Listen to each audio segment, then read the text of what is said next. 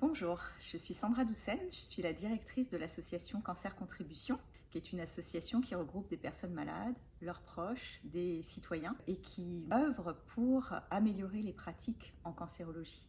On organise un colloque le mercredi 26 mars 2025 sur le thème des aidants en cancérologie. Comment, ensemble, on peut agir, on peut soutenir les proches qui accompagnent quelqu'un qui souffre d'un cancer. Nous vous attendons nombreux à venir, que vous soyez personnes malades, proches de personnes malades, chercheurs, membres d'une association, professionnels de santé, professionnels du médico-social et professionnels du social. On vous attend pour réfléchir ensemble à comment mieux agir pour les proches aidants en cancérologie. Le thème de la journée portera sur les apports des proches au parcours de soins des personnes malades, mais également à leurs besoins et aux ressources qui existent déjà ou qui seraient à inventer ensemble pour mieux les soutenir, pour les aider à soutenir les personnes malades.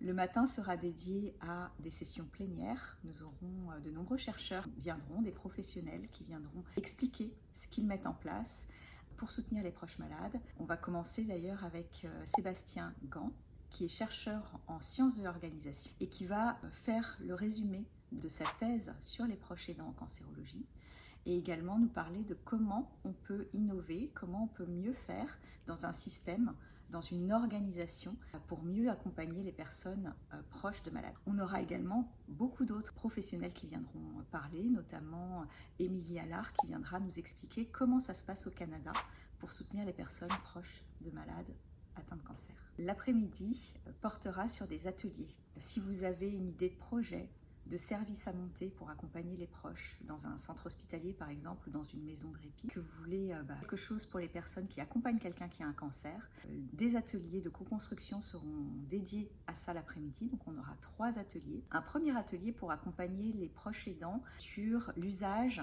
des nouveaux outils, des nouveaux dispositifs technologiques, donc Internet, l'intelligence artificielle. On aura également un deuxième atelier qui portera sur construire un projet éducatif, une formation à destination des proches aidants. Également, le troisième atelier sera plutôt sur comment on met en place un service qui réponde réellement aux besoins des proches qui accompagnent quelqu'un qui a un cancer. Alors c'est la 4e édition de ce colloque. Alors pourquoi faire un colloque sur le thème de mieux soutenir, agir ensemble à destination des proches aidants en cancérologie? Parce que, en fait, on s'est aperçu que avec le virage ambulatoire, donc le fait que les soins se passent de plus en plus à domicile, il y a beaucoup de tâches qui sont déléguées par les professionnels de santé vers les personnes malades. Or, les personnes malades sont en situation de vulnérabilité et ne peuvent pas réaliser tous les actes qu'on leur demande. Et bien souvent, ces actes viennent à être réalisés par les proches. Ces proches-là, en général, n'ont aucune information sur ce qu'ils doivent faire pour accompagner la personne malade. Il manque d'accompagnement, de coaching, d'information.